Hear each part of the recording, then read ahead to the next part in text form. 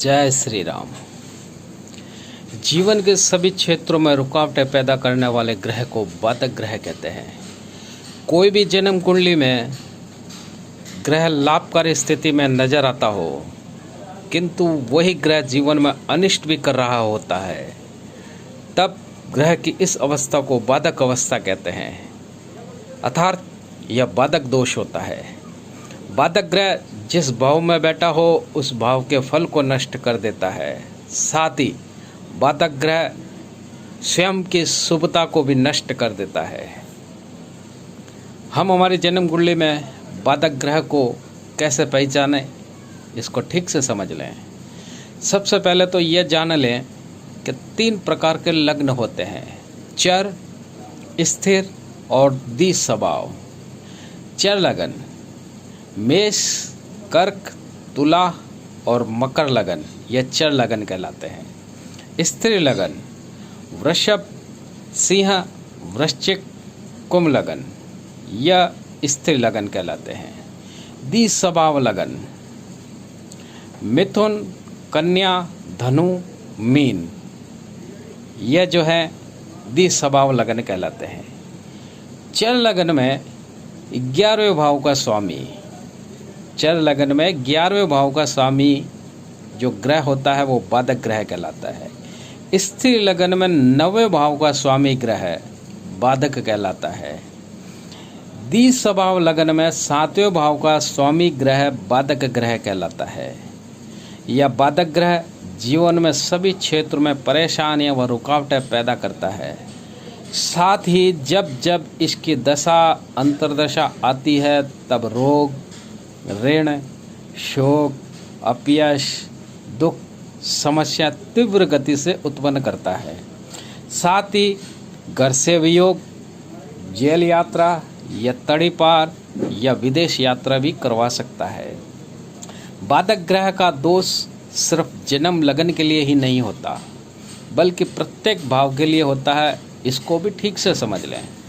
जैसे कि यह मेष लगन की यानी कि चर लगन की जन्म कुंडली है, तो चर लगन में 11वें भाव का स्वामी बाधक ग्रह होता है, अर्थात 11वें भाव में कुंभ राशि है तो इसका स्वामी शनि इस लगन में बाधक ग्रह होगा। अब मेष लगन के द्वितीय भाव में देखिए वृषभ राशि है। वृषभ राशि स्थिर राशि है तो इसको स्थिर लगन समझ लें आप। अब स्थिर लगन में 9वें भाव का स्वामी जो होता है वो बाधक ग्रह होता है। तो द्वितीय भाव से गिनने पर 9वां भाव यानी कि इस जन्म कुंडली का 10वां भाव होता है। तो द्वितीय भाव के शुभ फल में बाधक या 10वें भाव का बाधक, इस 10वें भाव का स्वामी बाधक होगा या 10वां भाव भी बाधक होगा। अब इसी मेष लगन की कुंडली में तीसरे भाव में मिथुन राशि है। मिथुन राशि यानी कि द्वि स्वभाव राशि, तो इसको हम द्वि स्वभाव लगन माने। अब द्वि स्वभाव लगन में 7वें भाव का स्वामी बाधक ग्रह होता है। तो इस तीसरे भाव से गिनने पर 7वां भाव यानी कि 9वां भाव इस तीसरे भाव के लिए बाधक है। वह इसका स्वामी गुरु भी तीसरे भाव के लिए बाधक ग्रह कहलाएगा। अब बाधक ग्रह कब और अधिक बाधक बन जाते हैं, इसको भी समझ लें। हम सभी जानते हैं जन्म कुंडली के अंतर्गत केंद्र और त्रिकोण भाव शुभ स्थान कहलाते हैं, किंतु तीसरा, छठा, 8वां और 12वां भाव अशुभ स्थान कहलाते हैं।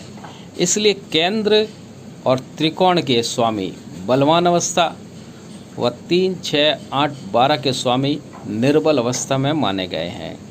ठीक इसी प्रकार से बाधक ग्रह यानी कि बाधक भाव के स्वामी अपने से केंद्र और त्रिकोण में स्थित होंगे तो ये बलवान माने जाएंगे, और ये बलवान होने से इनकी बाधक क्षमता जो है और अधिक बढ़ जाएगी, ये और ज़्यादा परेशानियां पैदा करेंगे। लेकिन यदि ये अपने स्थान से तीसरे, छठे, 8वें, 12वें स्थान में स्थित होंगे तो ये कमज़ोर हो जाएंगे।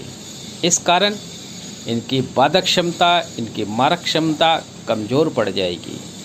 बाधक ग्रहों का समुचित उपचार अवश्य करवा लेना चाहिए, जिससे कि जीवन में अनजानी अनचाही समस्या बारंबार पुनरावृत्ति न कर सके और बाधाओं पर विजय पा सके। आशा है आपको बाधक ग्रह को पहचानने का तरीका आ गया होगा। मित्रों, हमारे चैनल को लाइक करें, सब्सक्राइब करें, बेल बटन को अवश्य दबाएं। जय श्री राम।